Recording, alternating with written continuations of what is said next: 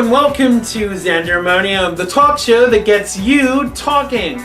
I'm Xander Gibb, and on today's show, after getting on my soapbox just for a change, we will be going across the Atlantic to London for London Calling with the inimitable Kristian, host from Big Brother, and his amazing crew.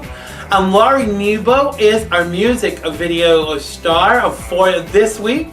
And we will also be reading some of your letters. Oh yes, we will. More to come in a mere moment. So as always, you can interact with me via Twitter. You can tweet me at Xander Gibb. That's XANDERGIBB. Don't forget that all important @ symbol. Make sure you will follow and keep up to date with what's going on this show. Oh yes, indeed. And now it's time for Xander's soapbox. Look out! Look out! Look out! Look out! Look out! It's official, and bullying is on the increase, and sadly, so is teen suicide, and one of the leading causes of death amongst teenagers. And it is the third leading cause of death behind accidents and also homicide, with people aged between 15 and 24. Now, even more disturbing is the fact that suicide is the fourth leading cause of death for children between the ages of 10 and 15. It is vital to be able to identify what leads to it in order to begin to prevent it. Bullying, feelings of hopelessness, and anxiety, feeling trapped, are all contributory factors. Now, in some cases, teenagers believe suicide is the only way to solve their problems. Now, other factors that may contribute to teen suicide include divorce of parents, violence in the home, feelings of worthlessness, rejection by friends or peers, substance abuse, death of someone close to the teenager. Now, the suicide of a friend of someone he or she knows also is a contributory factor. So it's important to treat the child with respect and understanding regardless of what they present to you. Show your unconditional love and offer emotional support. Now, it's important that teens feel loved and wanted. So show your teenager that it's possible to overcome life's challenges, and make sure that they know that you're willing to help and love them regardless. So the Trevor Project are out there to help you. You can call them whether you're a child or a parent, and the number is 866-488-7386. That's 866-488-7386. Don't despair out there, guys. It does get better. That was Xander's soapbox for this week. If you would like to come on this show and get on your soapbox, you can email me at xander@xandergibb.com. That's xander@xandergibb.com. Oh yes, indeedy. Send us your videos. We would love to feature you.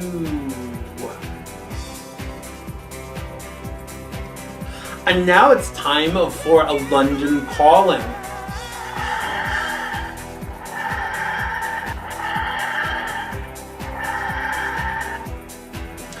On this week's London Calling, the fabulous Soozi Chameleone checks in with special effects artist Robbie Drake. Let's check it out. Hello America, London Calling.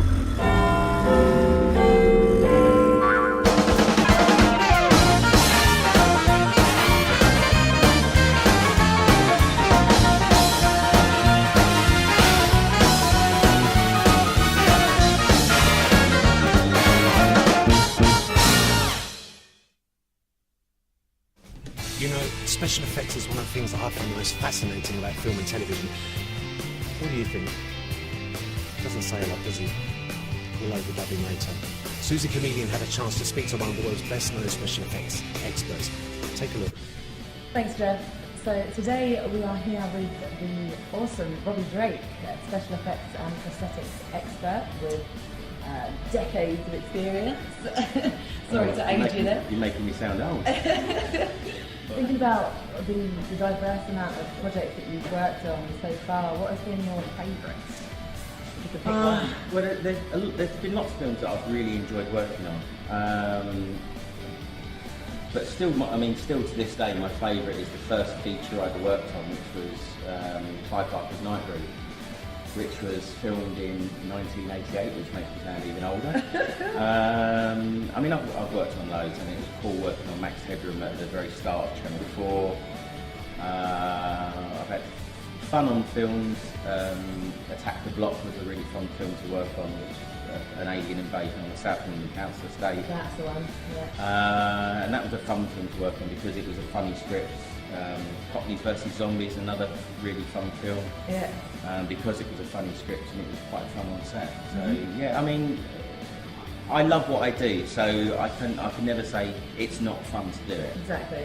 I get to be a big kid every day, basically. Yeah, playing around. Yeah.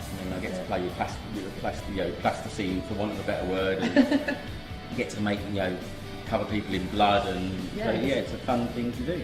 Thinking about the future dream projects, or artists or creators you'd love to collaborate with. It's a weird thing that people send me scripts all the time. It's whether the script actually just grips me. Yeah. And it's not always about the money, although that's always nice. And the amount of scripts I get, read this, it's great, but we've got £50 to do it, and you have to go, I'm not doing it. No. So you have to be a realist as well. But there's no real. I've seen a script recently that's got a lot of actors in it that are real classic sort of horror actors. From, the types of Texas Chainsaw and things like that. So they're little scripts that pop up every now and again. You think, oh, that'll be really fun, but at the end of the day, it's all about if they can afford to do it. Exactly. Rewind a bit now and think about the beginning of your career. What sort of possessed you to get into it? I'd always loved horror from a very young age, and I was lucky that my parents were really cool with that. And when I say horror, when I was growing up, it was things like Hammer and Universal. And I always remember on a Friday night, on BBC, there was always a double bill of a Hammer film and a Universal film, or two Hammer. But the real turning point was when I was 8 years old. And I saw a black and white movie with James Cagney called Man of a Thousand Faces, which was a biopic of Lon Chaney. Now, Lon Chaney was the first ever, he was a silent movie actor, but an amazing makeup artist, and his characters were very iconic, like Phantom of the Opera, Hunchback of Notre Dame, and even today those pictures are really iconic versions of those characters. And luckily, a year later, a makeup kit was released, and you could buy it in Argos, you could buy it in toy stores. But it was created by Dick Smith. So it was the Dick Smith. He did two. One was the monster makeup kit, and one was the horror makeup kit. And I had the horror makeup kit. So I guess my real passion for special effects makeup started when I was 9, when I got that kit. Oh my god! And then luckily, when I was 16, I was reading Fangoria, and there was an article about a British company, which was in Finchley Road in North London. And I rang them up, said, can I come down and see what you do? They said yes. And basically they said, do you want to stay on and we can't pay you very much, and that was, so that got me into it. Do you have any interesting insider knowledge that you can share with us? Like things that maybe when people are watching films or think about special effects as a whole might not actually. I think people know a lot now because of things like YouTube and the extras on videos. Definitely. The worst thing about what I do, which is the practical effects, is now people are relying far too much on digital, and it's not always good. No. I've just come off a 2.5 month stint on Beauty and the Beast, which is a big Disney movie. We spent all that time creating this really beautiful physical beast costume for the guy to wear, and at the end the producer went, no, we did it. Oh no. So it's going to be a digital version of what we did. Oh my so it's all being scanned, and it's just going to look terrible. Thinking about comparing big budget movies, like you worked on Women in Black. Yes, I did. Yeah. in comparison to the small indie films? Money aside, what would you prefer? They all have their place. I mean, I enjoy being part of a team working on a big film. But for me, working on smaller indie films is much more rewarding because I get a hand in everything. Yeah. So I'm there from the life casting to the sculpting to the casting the pieces, colouring them, sticking them on. So I'm there throughout the whole thing. So for me, it's more of a creative process. Is there any advice you can give to anyone wanting to get into it? I would suggest that if you want to get into makeup and special effects, because I'm also a stroke makeup artist as well, and I've done that for years. I tend not to do it because I find it boring. Yeah. Okay. But it's you have to have a passion. If you've not got a passion, don't do it because you're never going to be rich. No. You're going to be out of work a lot. So you have to have a real passion for what you do. Definitely. And just love it. You know, it's one of those things. Well, thank you so much, Robbie, for your No time. problem. It's been a pleasure talking to you. All the best for the future. All right, thank you. Back to you, Jeff, in the studio. That's it for this week. Back to you in the studio, Xander. Thank you so much, Jeff and Soozi. That was London Calling for this week with anchor Jeff Kristian, features correspondent Soozi Chameleone, and special effects artist Robbie Drake. London Calling is produced in association with Mr. Binks Media, a TV show within a TV show. Oh yes, indeed. And now it's time for Hit of the Week.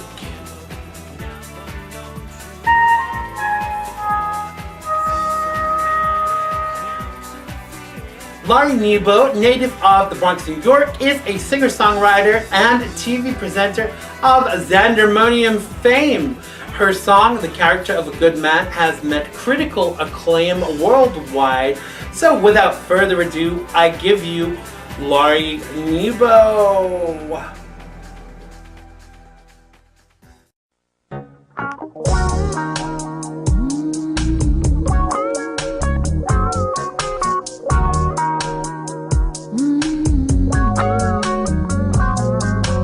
Love and affection can sometimes lead you in the wrong direction. But it's never too late, baby, or to make a change, my friend. And if you see them, you shall find. Ask, and it shall be given. Remember, all of the good things come from heaven, and the character of a good man is his honesty and his compassion.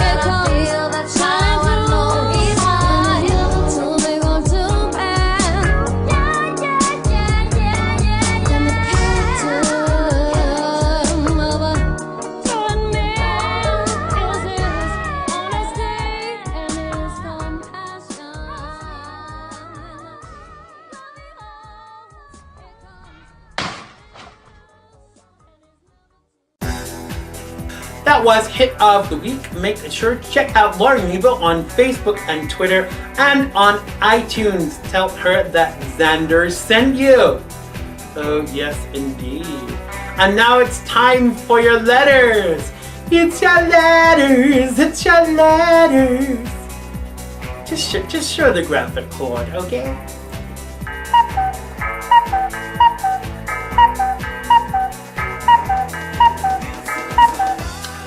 So being the super, hyper, mega international galactic celebrity that I am, I feel there's an imperative to be accessible to my fans, critics, and anyone with a question, issue, or problem. So let's take a look at this week's post bag. Oh yes, indeed we will. Dear Mr. Gibb, I watch your show every week and I'm transfixed by your radio offerings whenever they air. My wife, Michelle, the girls, and I particularly love your political commentary, but we were wondering if you could be a little bit nicer to the current administration's leadership. You see, whilst you might be right about most things you say about us, I mean, we really cannot allow this level of patriotism now, can we? And that is from Barry O. in Washington. Is this Claude? Claude, is this a joke? It's not? Okay. Wow. Oh gosh, what to say, what to say.